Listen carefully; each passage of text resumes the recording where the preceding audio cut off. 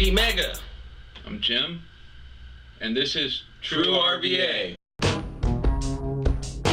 This week we'll discuss the UPI race disgrace.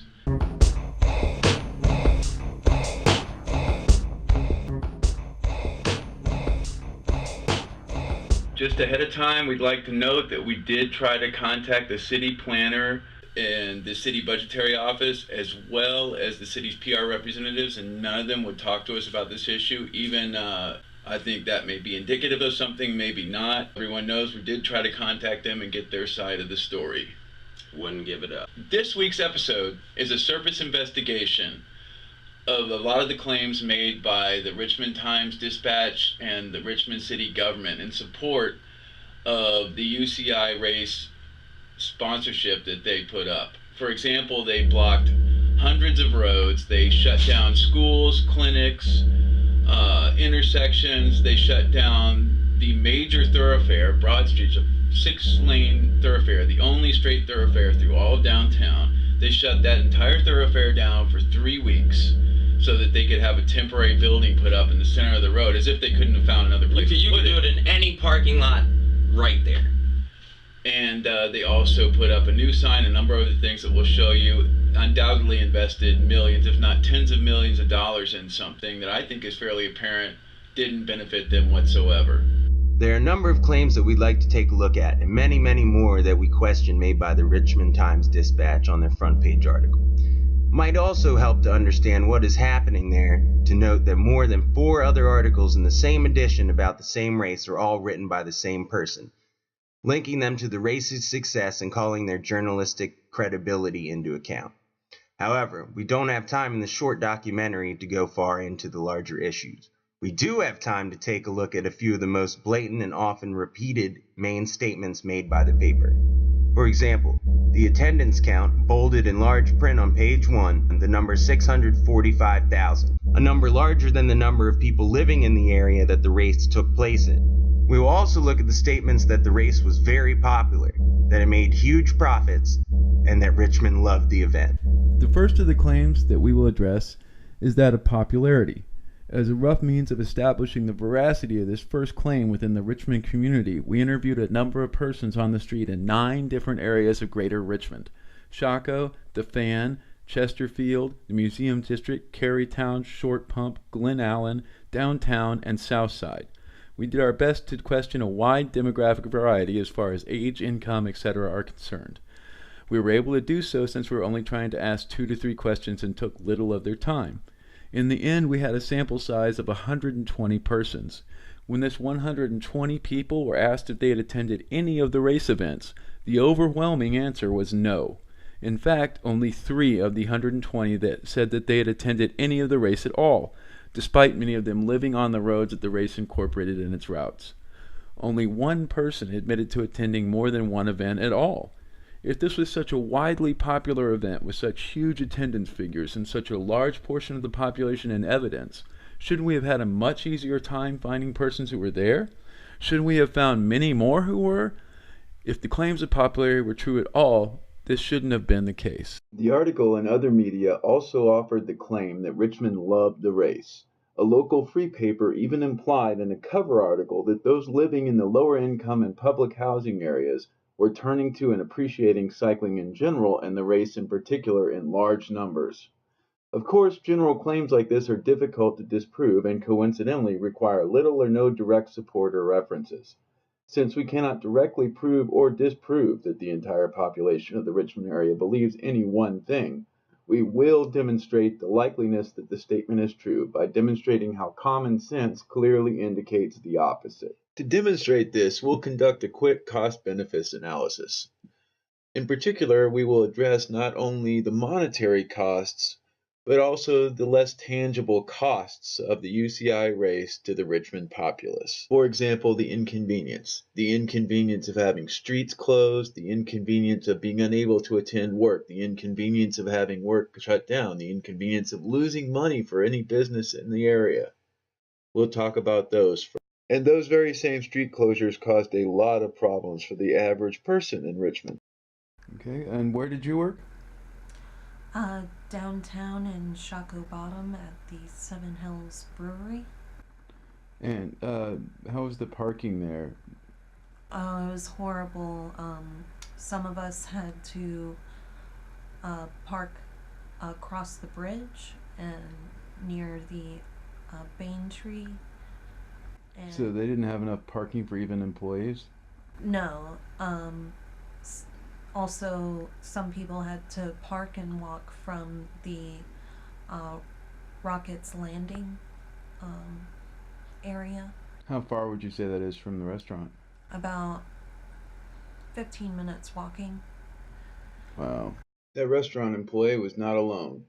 Many were inconvenienced by the bewildering amount of roadblocks put up during, before, and after the UCI race in Richmond. In one instance, indicative of the amount of consideration given to local Richmond citizens and businesses, a main thoroughfare, Broad Street, which is the main business corridor through all of downtown Richmond, was closed down for 2 weeks, and a tent was erected in which to hold the closing ceremonies.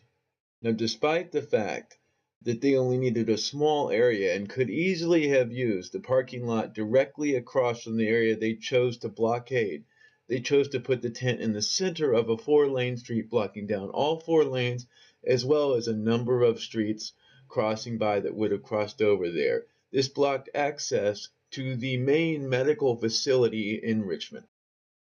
Unsurprisingly, even the average guy on the street wasn't happy about this either. But it was down here yesterday? Another indication of popularity would be attendance, of course, or lack thereof. This is a typical intersection right near Monument, one of our major streets, totally shut down for something that nobody in Richmond has any interest in. We're right next to the event, literally 50, maybe 100 feet away, and there is no one here, maybe 6 or 8 people. As indicated by our survey, the lack of attendance was not an uncommon sight. Considering the huge effect these same road closures had on local businesses, as well as the main assertion throughout that business was given a huge boost during the time, any attempt to ascertain the reality of those claims would be incomplete without ascertaining what the actual effect on local business was. My name is Rusty. This is backstage in Richmond, Virginia. First of all, what did the city tell you when they announced the race to business owners? Oh yeah, they said that they would like us to come out for certain meetings on certain days that, you know, obviously for during business hours that no one can attend.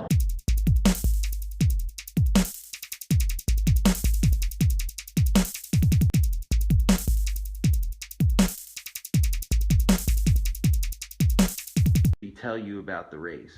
I didn't really get any information directly from the city. It was, I mean, a lot of hullabaloo in the newspapers and stuff. But yeah, as far as like actually reaching out, I didn't get any contact. Stuff around and lights, so I don't see how blocking the streets off and making it harder to get to our business was beneficial to us in any way.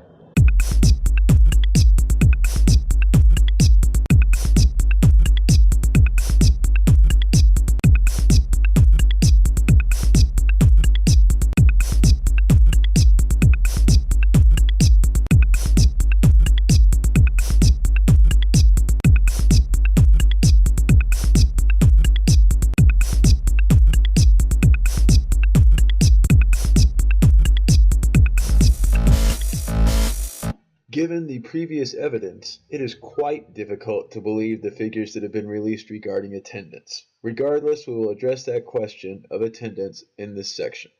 Is this how it's been most days? This many people? Or I don't know. you don't know the first day here? Here we have video taken at the final race, admittedly the most popular race at the entire race event, made up of a number of races. And if you'll notice, as the camera begins panning around, it looks like quite a lot of people. And that's how it appears in a number of the publicity photographs as well, from the front. But if you look from the side, top, or back, you'll note that any crowd of people, even at this event where the largest crowds supposedly are, they're only 2 to 3 persons deep against the barrier, and they only exist in any amount very close to the race's end. Even at the event, those in attendance, anything like the numbers quoted by the various media sources was noted by the other people attending the event. There's certainly not like 1,000. Yeah, it's not that deep back here. No. There's 400 or 500 people here. I'm Klaus Verslaus, owner of Lucky's Bicycle. We're at the corner of Meadow and Broad Street in Richmond. I actually did a little booth at the. During the race, it was fairly slow.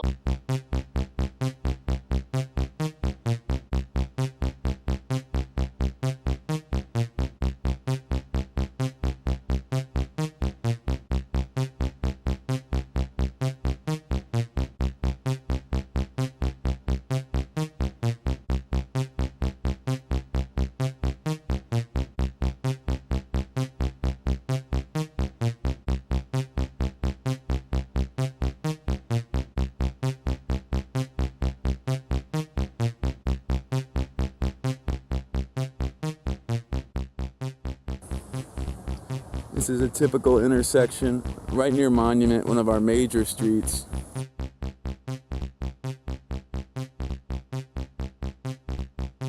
We're right next to the event, literally 50, maybe 100 feet away, and there is no one here. Maybe 6 or 8 people. Now, does the number 645,000 seem realistic? You tell me.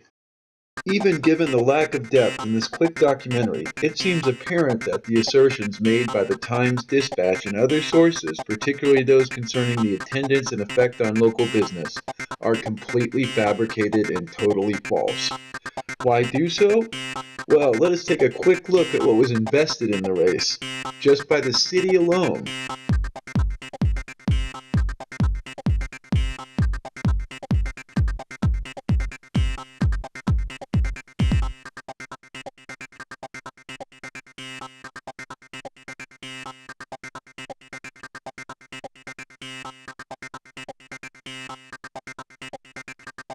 Seems like a lot, doesn't it? Well, it turns out we heard rumors that a bit more might have been spent and hidden in other accounts. So we did a bit of investigation of our own. Here's a quick example of one of the many questionable things we found out.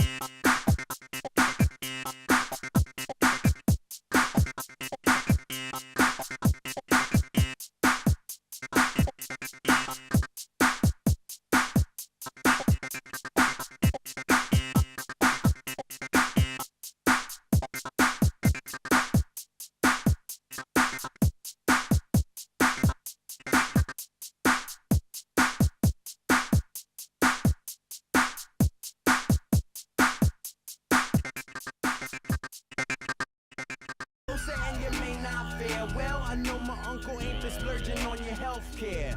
Well, y'all grunt, just stare as we infiltrate the lair, plant devices that lend us a good ear. Yeah, we the nicest, and what's blaring in your ears is the APB for us, but you're too scared to fight us. We gon' breeze by you like the lightest feather or dragon scale till we reach the light bit at the end of the trail and almost hit the shit. We confronted by a big titty bitch. Shit, Boo Bazooka's twin. Now we struggling a bit. Yo, smuggling and shit. Here's why I ain't list. I ain't signing for staring down the barrel of dudes at the barrel and pissed. Guess that's the danger that comes with this. Break down the bars, we run through the yard, we jump over the fence, we knock out the guards, we get away, motherfucker, get away, motherfucker. Break down the bars, we run through the yard, we jump over the fence, we knock out the guards, get away, we knock out the guards, get away. Now, this is just the cost of one element of the race infrastructure. We simply chose it as an easy way to get at some solid, real-world, legitimate figures. Even if we were off by 50% and have doubled the cost, unlikely though that may be, it's still many times more than admitted to in documentation. Given that, we posit that it's certainly reasonable to question the remainder of the same document and any totals it purports to contain. Most of this documentary was found via asking a few simple questions and applying simple deductive reasoning. It certainly makes apparent that a number of media documents and their sources are at best in error and at worst purposely obfuscating. The real questions are why and for whose benefit. They grew on beef, who knew? Let's see my orders, disorder reigns supreme when I'm ordered. Hold up, that shit, rather be martyred by mortars than sit in the mortuary. Cause my spit's so sick and thick, it knock your fortress. Gotta get your hands up. No fucking around. No fucking around. Gotta stand up. Stand up if you don't wanna fall down. Gotta get your hands up. No fucking around. No fucking around. Gotta stand up if you don't wanna fall down. I know this nigga well, I wanna hear your 6 cells. Know my 6 cells gon' dwell in this abyss in hell by all the citizens to which they told they sick lies. That the liquid with the shit in it, don't mind, control them. Now who hold them down? The same guys, all the while they just tried to disguise the guys. We see through that shit like bright light shine to dark corners of the universe where they hide. My laser beam disperse and they die. Rapid motherfucking fire, target practice dispatches more lives to corpses than their warships. Fuck we supposed to do? Fight off worldwide abortion of the senses, common truth? Ha, hell nah, dude, we be giving it to you. So a large dose of the ooze is what you get into, just to show you so you know you got nothing to prove. Here's a hug of the love drug, abandoned fear soon. Gotta get